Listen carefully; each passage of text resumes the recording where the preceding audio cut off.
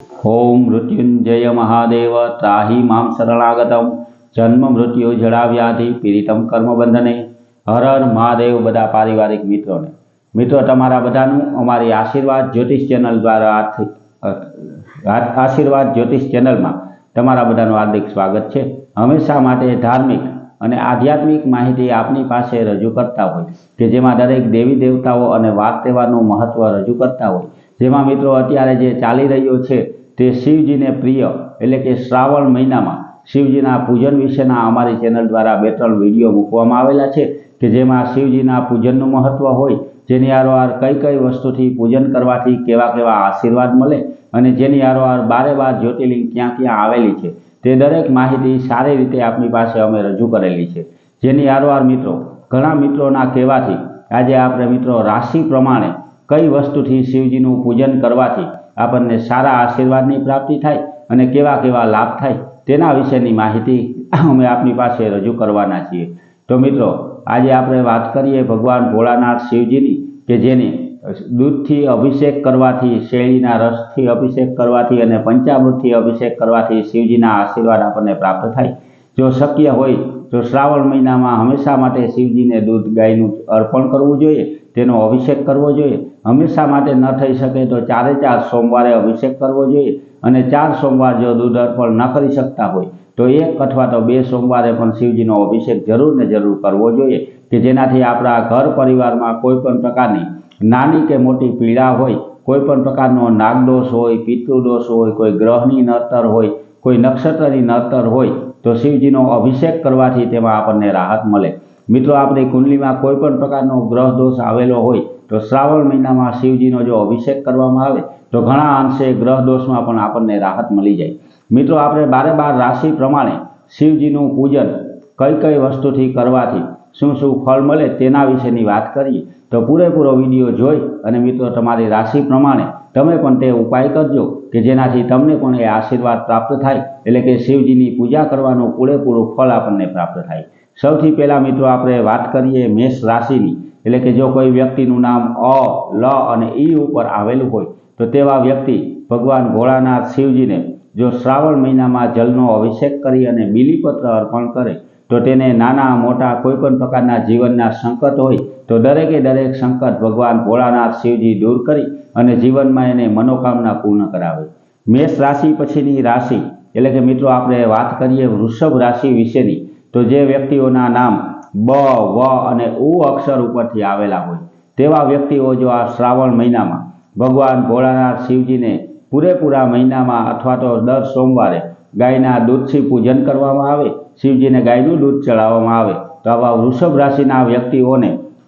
માનસિક શાંતિની પ્રાપ્તિ થાય। કદાચ મન અસ્થિર રહેતું હોય, કોઈ માનસિક બીમારી હોય તો ગાયનું દૂધ ચડાવવાથી તેને રાહત મળી જાય। જેની આરોહાર મિત્રો વૃષભ રાશિની રાશિ પછીની રાશિ એટલે કે મિથુન રાશિ વિશેની જો આપણે વાત કરીએ તો જે વ્યક્તિનું નામ ક,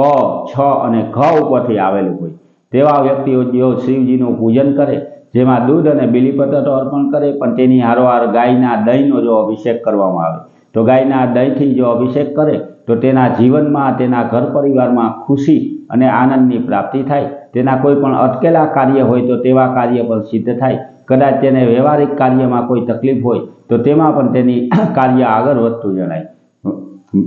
મિથુન રાશિ પછીની રાશિ એટલે કે મિત્રો કર્ક રાશિ કે જેના નામ ડ અને હ આવે, આ ડ અને હ અક્ષરવાળા કોઈ વ્યક્તિ હોય તો તે શ્રાવણ મહિનામાં ભગવાન ભોળાનાથના આશીર્વાદ લેવા માટે ભગવાન શિવજીનું દૂધ, પાણી અને બીલીપત્રથી પૂજા કરી અને જો ભગવાન ભોળાનાથ શિવજીને મધનો અભિષેક કરે તો મધની અભિષેક કરવાથી તેને સુંદરતાની પ્રાપ્તિ થાય। સુંદરતા એટલે મિત્રો ખાલી તનથી સુંદરતા નહીં પણ મનથી પણ સુંદરતા પ્રાપ્ત થાય। દરેક વ્યક્તિઓ આરે તે વ્યક્તિનો સારો વ્યવહાર થાય,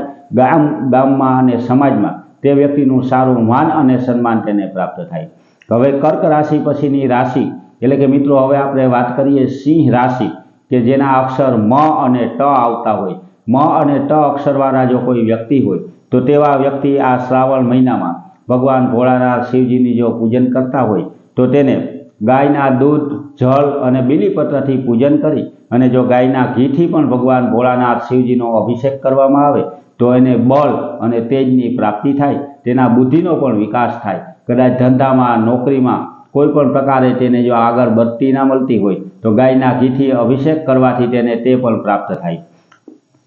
સિંહ રાશિ પછીની રાશિ એટલે કે મિત્રો હવે આપણે વાત કરીએ કન્યા રાશિ વિશેની, કે જેના અક્ષર પ, થ અને હણ આવતા હોય. આવા કન્યા રાશિના જો કોઈ વ્યક્તિ હોય તે આ શ્રાવણ મહિનામાં ભગવાન ભોળાનાથ શિવજીનું પૂજન કરી અને ભોળાનાથ શિવજીને દૂધ, બીલીપત્ર અને જલથી પૂજન કરી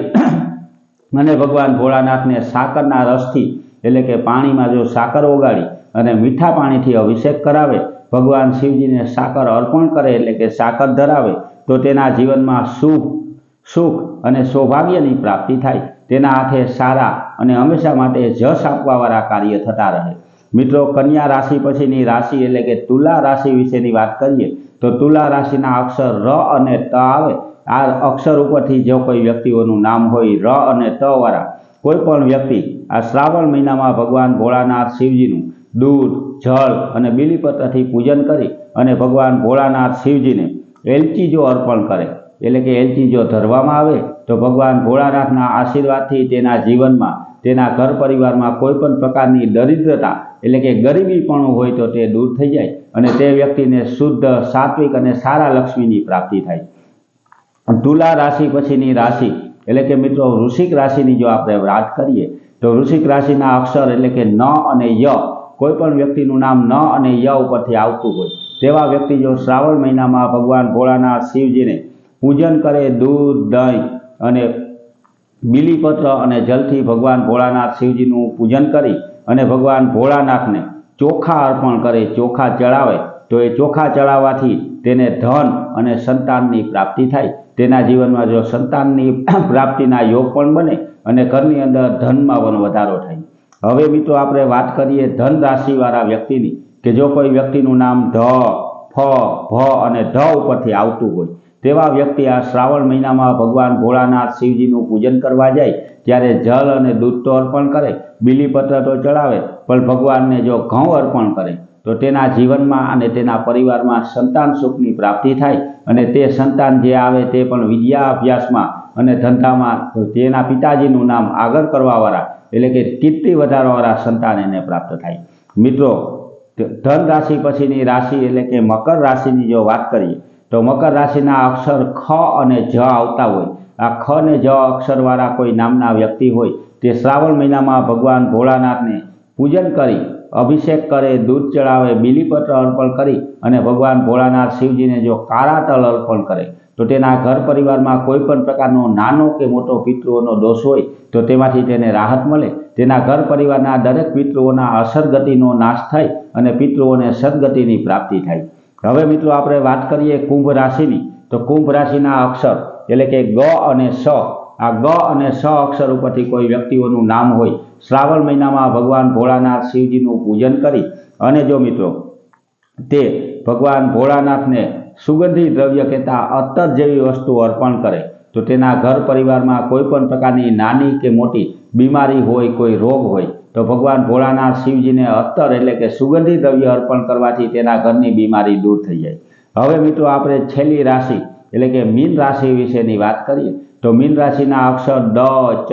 જ અને થ અક્ષર આવતા હોય. આ અક્ષરવાળા વ્યક્તિને મિત્રો શ્રાવણ મહિનામાં ભગવાન ભોળાનાથ શિવજીનું પૂજન કરવા જાય ત્યારે 5 અમૃત કે ગાયનું દૂધ, દહીં, ઘી, મધ અને સાકર ભેરા કરી અને દૂધથી, જલથી પૂજા કરી, બીલીપત્ર અર્પણ કરી અને જો પંચામૃતનો અભિષેક કરે તો આ પંચામૃતનો અભિષેક કરવાથી તેને સારા લક્ષ્મીની પ્રાપ્તિ થાય. તેના જીવનમાંથી કોઈ પણ પ્રકારની નાની મોટી આધિ, વ્યાધિ કે ઉપાધિ હોય તો તે ઉપાધિ પણ દૂર થાય અને જેની આરોવાર ગામમાં પણ તેની કીર્તિમાં વધારો થાય. મિત્રો, આ 12 રાશિવાળા વ્યક્તિ જો આ રીતે શિવજીનું પૂજન કરી અને બતાવવામાં આવેલી વસ્તુ અર્પણ કરે તો શિવજીના આશીર્વાદ એને જરૂર ને જરૂર પ્રાપ્ત થાય. તો મિત્રો, આ શ્રાવણ મહિનામાં દરેક વ્યક્તિઓએ આ લાભ લેવો જોઈએ. પોતાની રાશિ અનુસાર શિવજીનું પૂજન કરી અને સારા ફળની પ્રાપ્તિ કરવી જોઈએ. હંમેશા માટે મિત્રો આવી ધાર્મિક અને આધ્યાત્મિક માહિતી આપણને ઘરે બેઠા મળતી રહે, હંમેશાનું પંચાંગ પણ મળતું રહે, દરેક વાર, તહેવાર અને વ્રત વિશેની માહિતી મળતી રહે. તેના માટે અમારી ચેનલને લાઈક કરી, સબસ્ક્રાઈબ કરી અને શેર કરજો. બધા પારિવારિક મિત્રોને હર હર મહાદેવ.